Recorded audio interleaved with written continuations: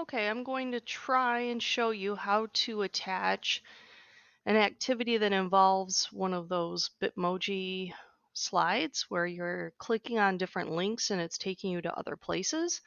Not how to do the activity where you're creating it right in Seesaw, but where you're bringing one in that you already have done from Google Slides. Click on Add and Assign Activity.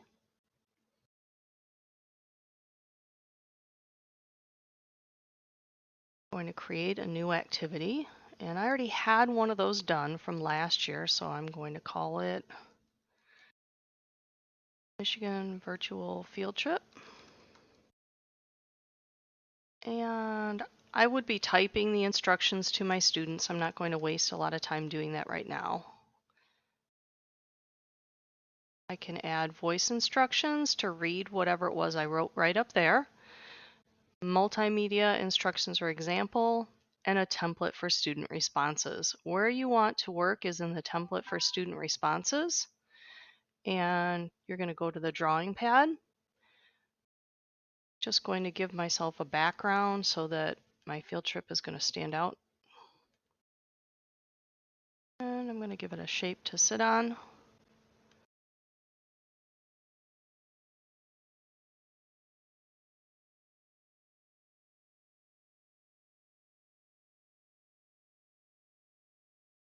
And I'm going to lock it in place.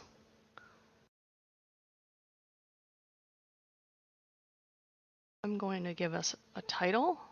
And when I'm working in the title, hold on, let me see if I can bring it down a little further.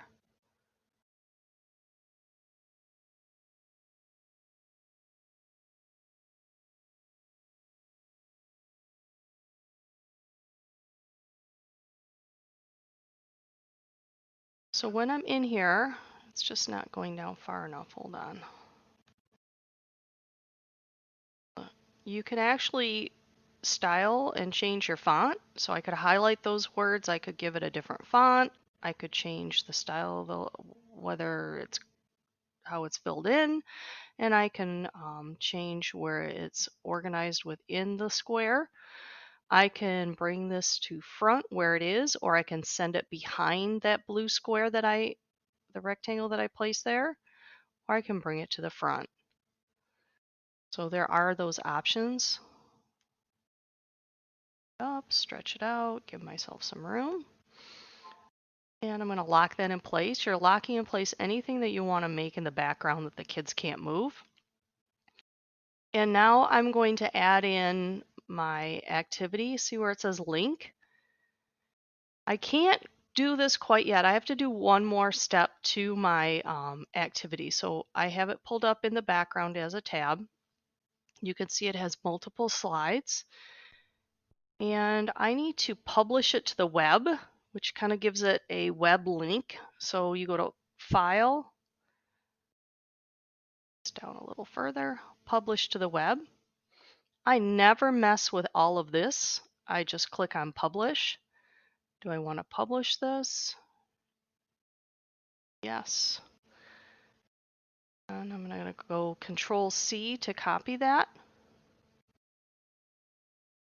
And I'm going to go back into Seesaw, and where it says link, I'm going to go Control V, which is paste, and place it on the page. This is still part of the template, so once it's in there, I can actually just lock that picture after I adjust it.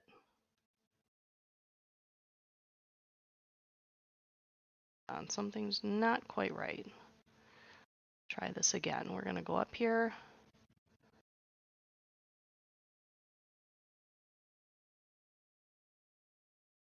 I'll publish to the web. Highlight it, Control C, and we'll go back, attach that link, and hopefully it won't have that black thing behind there. Control V.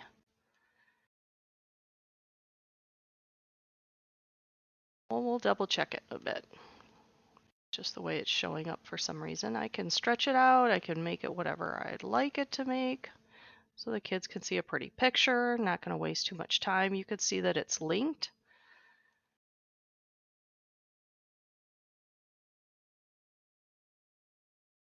and I'm going to lock that. So right here we have a link, we can check it. Does go where I need it to. You can see that the links work because the hand changes shape.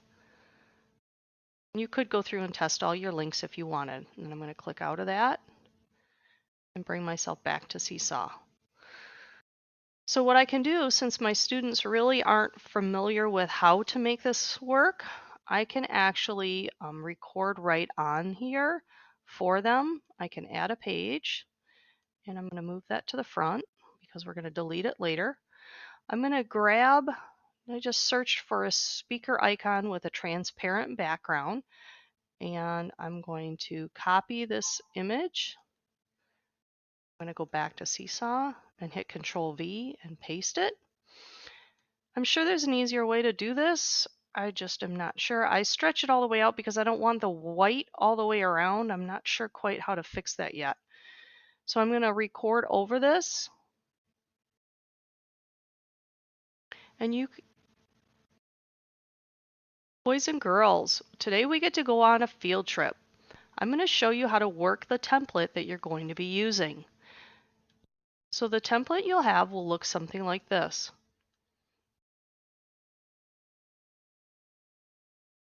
You click on the link, and when you do, it's going to actually bring you to a different page, to a web page, and you can click on the smiley faces. Because we're going to Michigan, click on the smiley face to choose your destination. So if I want to try and see what's here way up north in the Upper Peninsula, I want to go to the Sioux Locks in the Sault Ste. Marie. And if you move your cursor around, you can see mine's an arrow right now. I can put it on this picture of me in the boat and see it's still an arrow. But if I find a place where it switches to a hand, I can actually go and visit those places. It will take me somewhere else to learn more about the Sioux Locks. So I could go to this website and learn all about the shipwreck museum that's up by the Sioux Locks. When I'm done looking around this page, I have to close out and get back to Seesaw. So I see how this has a tab up here and it's lit up. These ones are gray and this one's white. I'm going to click that X and close it up. And I'm right here. If I want to go back to the Michigan map, I can click and it takes me here and I can try somewhere else. I wonder where this is. Look, it's the Detroit Zoo. And maybe I want to visit the penguins.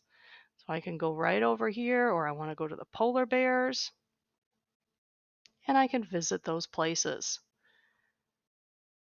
And this is a video about polar bears. When I'm done, I'm going to click the X. And it's going to take me back here, and I can go back to the map. When I'm all done visiting all the places around Michigan, I have to close out of that completely, and then I click where it says Seesaw, and I'm back here. And then you have to click Done, and then you're all set.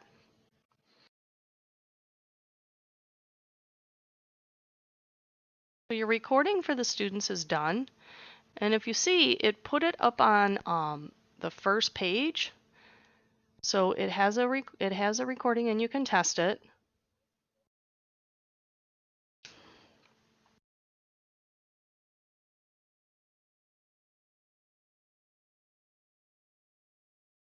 So I probably would have done a much better job showing the kids how to click on the actual little linking feature.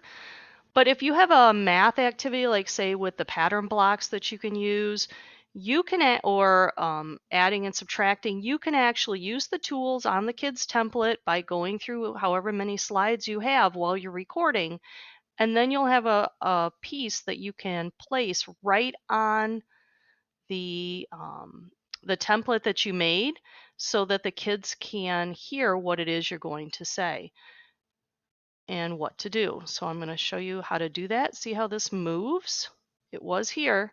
I'm going to slide it up. This is actually, it recorded almost on like an overlay, like as if you were placing a transparency over something. So I'm going to take this and I'm going to place it. Oh, I'm sorry. I have to copy it. And I'm going to click here and I'm going to Control V and paste it. And I can move it here, lock it, and then it will be on the student's template. You can actually make as many of these recordings as you want and then place maybe one on each page. You can put one on, like for example, if we had different pictures of animals here or something, each animal can make their own sound. There's lots of ways that you can use these features. And then I no longer need this. I can delete this page. I can right click on it and delete. And I don't want this one. I can pick up the three dots and delete. So now my template is here. You can see the recordings there. You could test it if you wanted. Here's my link. I'm ready to go. Always click save. I totally got halfway through an assignment the other day and I accidentally clicked the wrong tab. I had not saved it, and we're so used to using Google Docs where they save automatically. This Seesaw does not save automatically. Anything you don't save, you're going to lose. So be careful. So when it comes back here, we could go through the whole process of connecting it to skills and so on. We're going to assign it to a class, and we just want to test it. I'm going to view the activity. If I was going to test it as a student and see what they see, remember they can view the instructions up here, and if there was a recording, they could click on it and hear the recording again. And the student is going to be able to go through and do all of the activities that we set up for them. And when they're done, if they are not completely done with the activity, they're going to click draft. When they're ready to turn it in, they're going to hit the green check mark. So that's how to do one of the linking activities that you already have prepared, say in Google Slides.